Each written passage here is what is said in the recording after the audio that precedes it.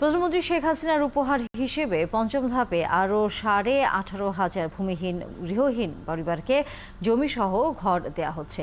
50 জেলার 174টি উপজেলার মধ্যে ভোলার চরফ্যাশনে এবার 1,160টি পরিবারকে জমিসহ ঘর দেওয়া হচ্ছে। এই ঘরগুলো মঙ্গলবার হস্তান্তর করবেন প্রধানমন্ত্রী। এ বিষয়ে আরও খবর জানাতে চরফ্যাশনে আছেন আমাদের সহকর্মী শাহনাজ শারমিন। আমরা যুক্ত হচ্ছি তার সাথে। শাহনাজ, আশ্রয়ণ প্রকল্পের হস্তান্তরকে ঘিরে সেখানে কেমন প্রস্তুতি দেখছেন এবং একই সাথে যারা বাড়ি পাচ্ছেন তারা কি অনুভূতি ব্যক্ত করেছেন?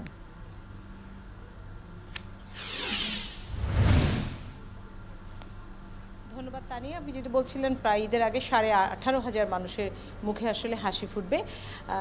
চরফ্যাশনে আমরা যেখানে এখন আছি সেখানে 135টি বাড়ি বলা হচ্ছে এবং সর্বমোট 1,160টি পরিবারকে ভূমিহীন এবং গৃহহীন তাদের ঘর দেওয়া হচ্ছে।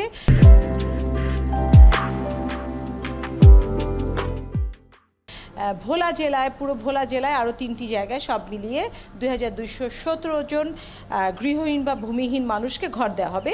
সকাল থেকে আমরা যেখানে অবস্থান করছি সেখানে আসলে এক ধরনের খুশির আমেজ দেখা যাচ্ছে।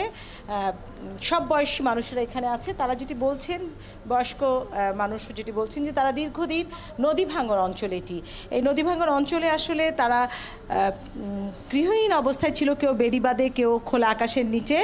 আপনি দেখতে পাচ্ছেন যে এই ভদ্রলোক হেঁটে যাচ্ছেন, তার সাথে আমার কথা হয়েছে। দীর্ঘদিন পরে তিনি একটি ঘরের আশা তার পূরণ হয়েছে। তিনি কৃতজ্ঞতা জানাচ্ছেন প্রধানমন্ত্রীকে এবং সরকারকে যে এরকম একটি প্রকল্প নেওয়ার কারণে এখানে যে নারী পুরুষ বা বিশেষ করে শিশুরা আসছে, শিশুদের মুখের হাসিটি বলে দিচ্ছে আসলে তারা কতটা খুশি হয়েছে এবং তাদের জন্য স্কুলেরও ব্যবস্থা আছে। এই প্রকল্পের পাশেই তারা যেন পড়াশোনা করতে পারে তারও ব্যবস্থা করা হয়েছে। আর যারা আসলে গৃহিণী তারা বলছিলেন, তারা চুলায় রান্না করছেন এবং তারা বলছিলেন যে তাদের এই বড় একটি কষ্টের পরিসমাপ্তি ঘটেছে এই নতুন ঘর পাওয়ার মধ্য দিয়ে। হ্যাঁ, কেউ কেউ হয়তো বলছেন যে পরিবারের সংখ্যা বেশি, ঘরটি আরেকটু বড় হলে ভালো হতো, চাওয়ার তো আর শেষ নেই। কিন্তু যারা মোটামুটি গৃহহীন ভূমিহীন ছিলেন তারা প্রত্যেকেই আসলে দারুণভাবে আবেগে আপ্লুত এবং তারা কিছুটা কান্নাজড়িত কণ্ঠেই অনেকে ধন্যবাদ প্রকাশ করছিলেন। ইতিমধ্যে এখানে জেলা প্রশাসক এসে উপস্থিত হয়েছেন আরিফুজ্জামান, তার সাথে আমরা কথা বলেছি। তিনি যেটি বলেছেন যে আগামীকাল ভোলাকে আসলে গৃহহীন এবং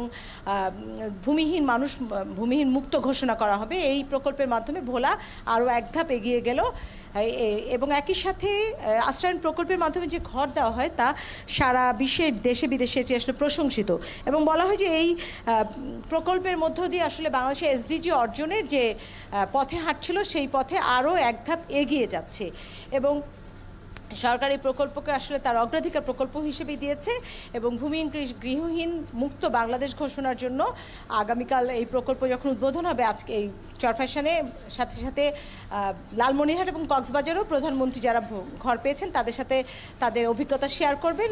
অনলাইনে তিনি যুক্ত থেকে এই প্রকল্প উদ্বোধন করবেন আগামীকাল। অসংখ্য ধন্যবাদ শাহনাজ শারমিন আমাদের সাথে সর্বশেষ তথ্য নিয়ে যুক্ত হওয়ার জন্য।